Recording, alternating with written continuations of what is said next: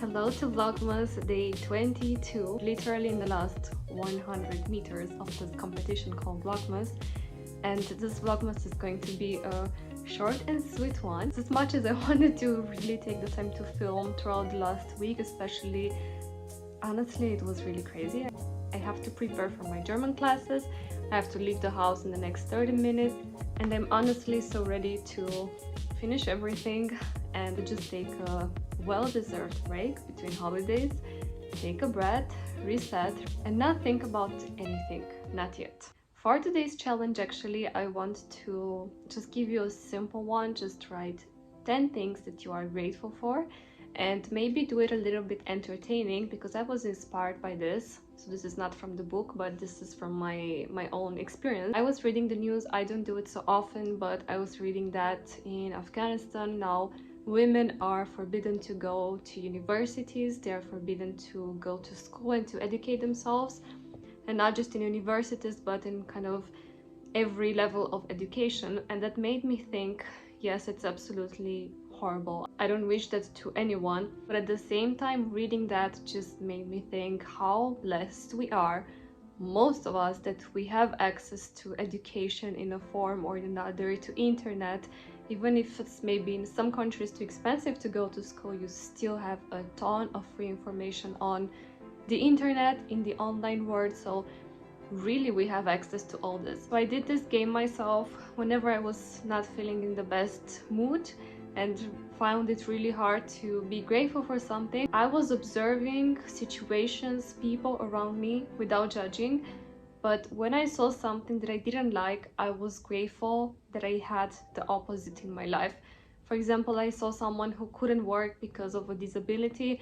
I was grateful that I was healthy. For the educational situation, I was grateful that I have access to university. So try to do this exercise along the day and find 10 reasons why your life is amazing right now as it is. Also getting super close to finish the advents calendar.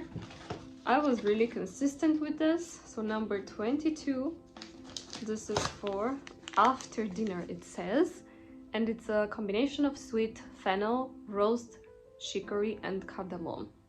So just for the sake of this calendar, because they had enough fennel tea for a lifetime, I'm kidding, but I just stopped the camera. I just looked on the internet to see what this fennel tea is helpful for, and apparently it helps with digestion, it helps with soothing the intestinal muscles, it helps with bloating, it helps with gases, so it really helps to soothe digestive system. And apparently this one that I had today is especially good for after dinner, so I will try it tonight when I will stay and relax in bed, because I want to watch Emily in Paris, third season of the famous series.